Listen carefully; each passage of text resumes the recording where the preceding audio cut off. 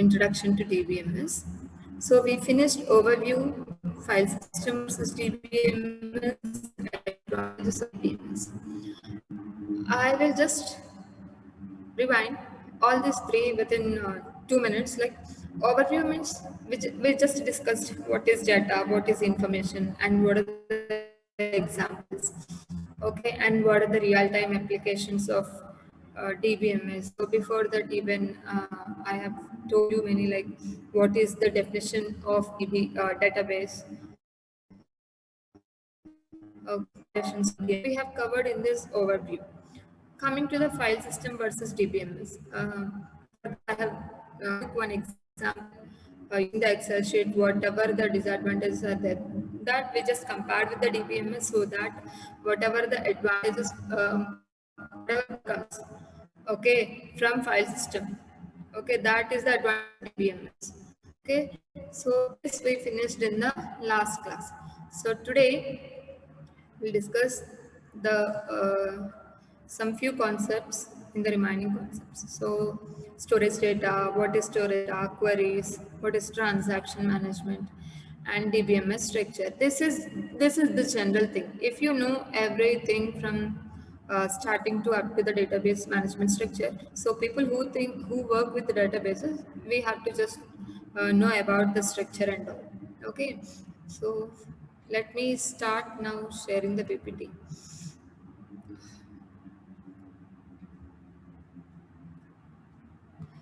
Storage data, it is nothing but actually, what is the general meaning? Storage means, okay, storing the data.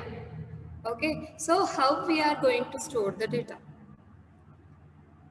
We are not manually putting some files, we are not manually writing some data into the files and we are not putting it somewhere.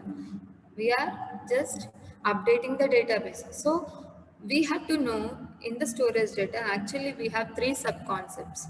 Those are the relational model, the levels of abstraction, and the data independence. Remember this, okay? I wrote in detail in the notes. Actually, students are asking about the notes. Before going to directly refer the notes is, why not you just go and refer the textbooks? Okay, you can even download the textbook in net also. That edition is available in the Google. In the syllabus, whatever the prescribed textbook that is mentioned there, you just download it from the net and go through the textbook, because I may not include many of the examples in my notes. Okay, this is for reference purpose, but you have to practice a lot. So relational model is nothing but at first, the structure of the database, what we call a schema. Okay, in that the data will be stored in a tabular format. So whatever the rows that can be called as a records. And but if there were many of the tables, then definitely we have to maintain a relational model.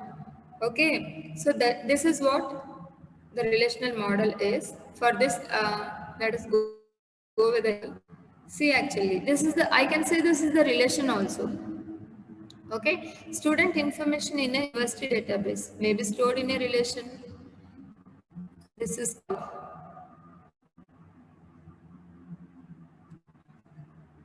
inserting one particular student record, okay, in the database. Students itself, we can say it's a relation having the student. See here, this is a tabular format, a simple example, SID, login, age, GPA. And this syntax is which helps us whenever you are going to create a particular table, we have to mention like the student, the table name, and within the brackets, okay, this is the sample syntax. It's not a full syntax. Just I want to tell you is whatever the columns that we are going to specify here. So the data type also, how like in the programming language, can you able to directly execute the addition of two numbers in programming language like Python or else in C programming language? Excuse me. Yes? Do we specify the data type? Yes or no?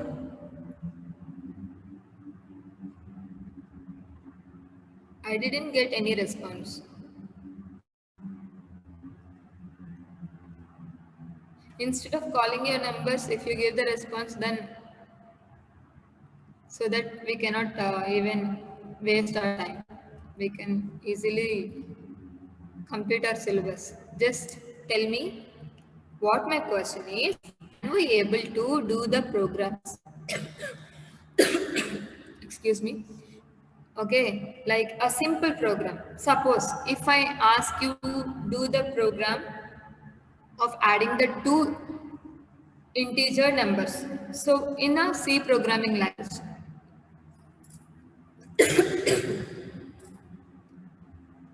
So what you'll do?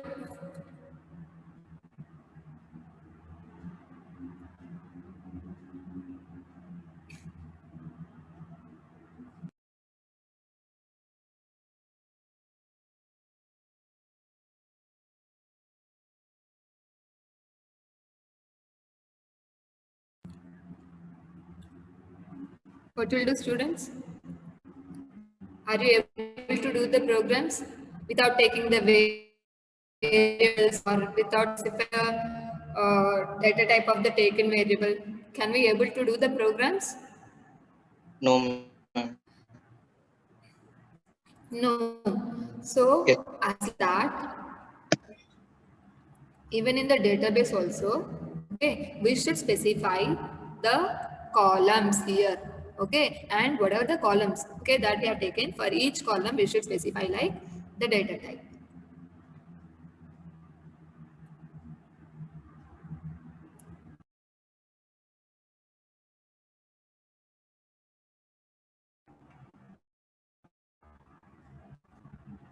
See here, SID we specify here string.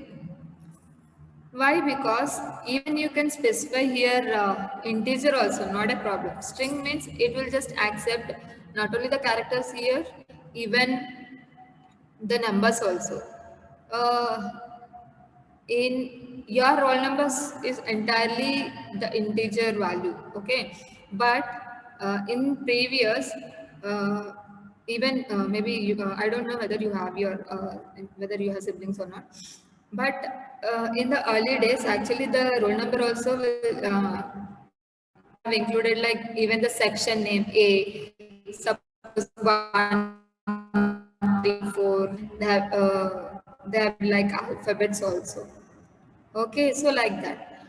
If you want, you can change SID. Suppose if in your database, okay, whatever you have assumed, okay. So in your database, maybe all the student roll numbers contains the numerical value, then automatically you can even specify here, okay, in you can specify even real also or else integer. It is all your wish, okay. And coming to the name, in the name, in the value of the name column, okay, do we have any numerical values? No, ma'am. No, that is what we specified here for the name string, okay. And for login, okay, string, okay, login is nothing but maybe consider this one as an email ID, okay. And age, definitely has a numerical values, J maybe the value. So in this way we have to specify even the columns and the type of the data. Understand? I can say this is a relation, a simple Yes, ma'am. relation. And even we have the structure of the database management systems as one concept in our syllabus.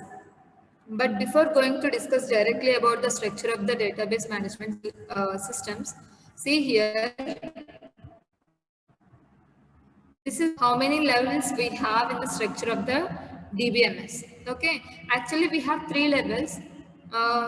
The first one is physical schema, the first level, and the second level is conceptual schema, and the third one is external schema. I'll just tell you about what is that? More than this. So the detailed description of this levels of abstraction is given in the DBMS architecture. So see here, this physical schema is used to take the data from the from the files or from the disks. Okay, so how to store the data? Okay, this physical schema is used to how to store the data in the database. Coming to the conceptual schema, whatever we have just stored, okay, this conceptual schema is used to relate the data, okay, that was there in the physical schema. Finally, from some queries, right? Whatever we have done queries, we will get the results. Okay, that results can be viewed from this external schema. At first, we have to know, okay, what is physical schema, conceptual schema, and the external schema. Remember one thing, this conceptual schema is also called as a logical schema. Understand? Any doubts No, about ma'am. this? Okay. And this is what the example is.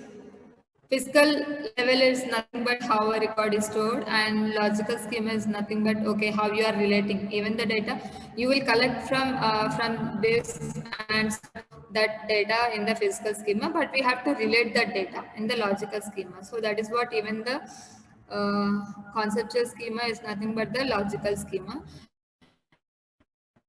And coming to the view level, yes, display the results. And come to the third subtopic in the storage data independence. Here, I want to know the answer from you all. In the next slide, I think here I haven't even mentioned example, but in the notes I have mentioned. But before directly discussing about the whatever I mentioned the example, let me know from your side. In the student's data, okay, okay, just leave it about the student. Let us take the faculty.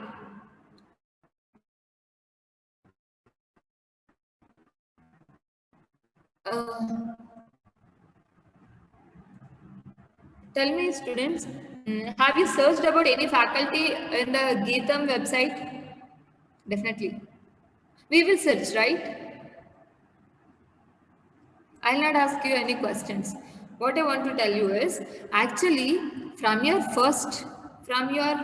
uh, front view of the website, you can know only some data, okay, which is not required, that may not be mentioned, okay. Even if you want to view something which relates to the faculty, like maybe if you are curious about to know what's the salary that is given to the employees by the management, if you have the curiosity, then even you have the curiosity also, you cannot be able to see that values, salary values, okay. That is called as I can say data independence, because even though the faculty data, the complete data will be there in the database, but whatever the required data for you, that can be only visible to you. But in my portal, I can even see my full data, even the management also can see, okay, whatever the required thing, that will be visible. So if suppose I take the faculty database, I can even maintain the independence. Okay, so like even they can create like faculty public and faculty private. So in the faculty public, what they used to mention the data in the website is maybe my name, my employee ID, my email ID. Okay, but private, okay, if they want to maintain some data privately, if we specify it as public, then automatically everybody can be viewed to see the data. But if I maintain, okay, some restriction on that by using some integrity constraints and all, so that all the people cannot see, okay, so that is independence. So this was about the storage data. It was a small topic. Coming to the queries, next concept is queries. What is a query actually?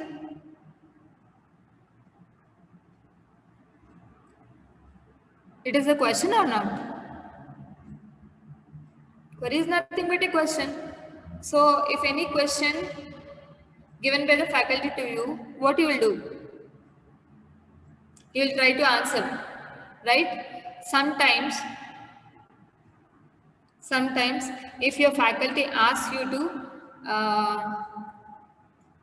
execute, nothing but impractical. Okay, if they ask you to show the results, then you will try to even explain your answer in practical way also. So what are the questions which was asked by the faculty? Those are nothing but the queries only. Okay, but from a database, even for the queries also, we can even get the answers from the database for all the queries. But we have to apply our minds. Actually, there were two types of queries. Okay, first one is select query and the second one is action query. What the select query will do is just it will display the data from your created table. Suppose you have created the student table of your section. Okay, if I ask you to display some roll number 8 data, then what you will do, you will just try to display that data from the database. Okay, where then you have to put the condition because excuse me, because the teacher is asking you to specifically display the data which is related to the roll number 8. So then you have to put the condition like where student ID equal to 8. Okay, so that is select query. And the second query is action query, which is used to action is nothing but okay, whatever the operations that you are performing other than the select. Okay, so even you can modify the data of roll number 8. Even if you want to delete the data, okay, you can delete. Okay, you can delete the entire record of roll number 8, or else if you want to update, nothing but you want to insert one more record into that. Okay, so those will comes under the action queries. Understand, students? Any doubts? No, ma'am. So next is transaction management in DBMS. This is one more concept in our first chapter.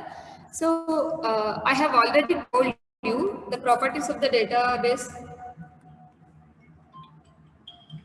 the properties of DBMS. Okay, that's the properties of a transaction.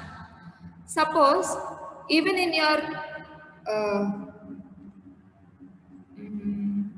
okay, we'll take the application, banking application. Okay, so suppose we have done one transaction, because the concept is also which belongs to the transaction management in DBMS. So that is what we'll just take the banking application. If we perform any transaction, see how many of the operations that are performing here. Transaction is not a single like operation. It is set of logically related operations. How like we have the, what is a program? Is it a single program? Is it a single line? No, a program outcome that we will get with the help of the set of what? Logical instructions.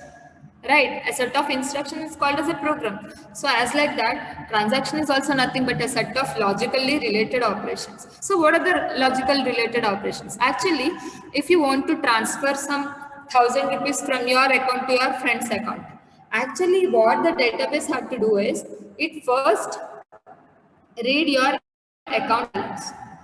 Endukante, if suppose I don't know your balance, suppose some of my friend, instead of he do the transaction, suppose he asked me to do some transaction, but before, if I don't know his actual amount, okay, then I'll be in a problem like, okay, what he'll tell?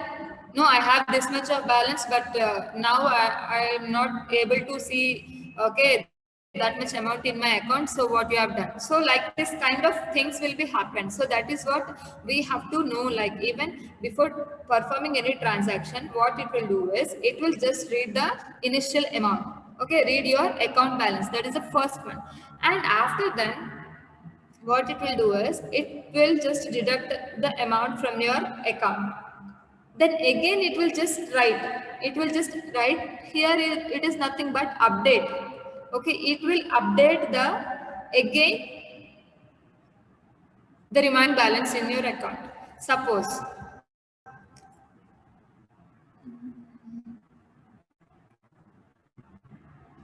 today I forgot to take pen, sorry.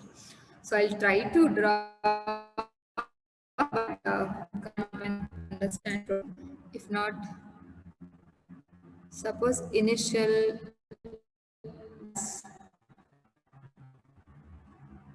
is 1000, some 500 is deducted.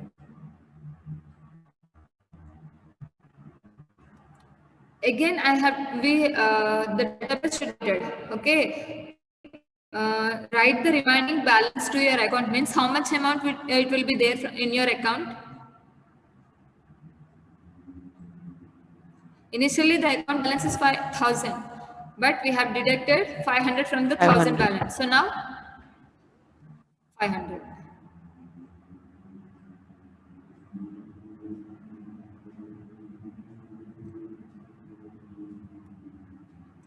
See here, this is the remaining balance. You read your friend's account balance. So and then we will just transfer the amount. Okay, but back end side, see how many of the operations that is performing. Okay, parallelly it will just read your friend's account balance also, and whatever the deducted amount that will be added to your friend's account, so that again will just update your friend's account also. Okay, the new value. So these are the set of logical operation. It is nothing but a transaction.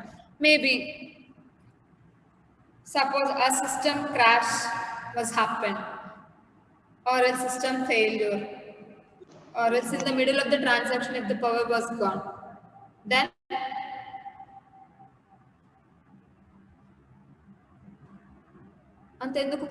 even I can give you one example. Even when we do the PhonePe transactions, suppose if you have the net, okay, if you have just typed the amount, okay, and you have typed your account password also in the middle. After you type the password, if suppose Wi-Fi connection was gone, or else your mobile network data was gone, then what you will do? You will worry about your balance, right? Because Yes, ma'am. what the shopkeeper will think, like you haven't transferred them, because they will not get even the amount also due to the power cut, or else due to some network issues and all. So in that way we will face some issues. So how this management, how the transaction management in DBMS, what it will do is it will just, in this kind of situations, okay, it will just either do the commit or else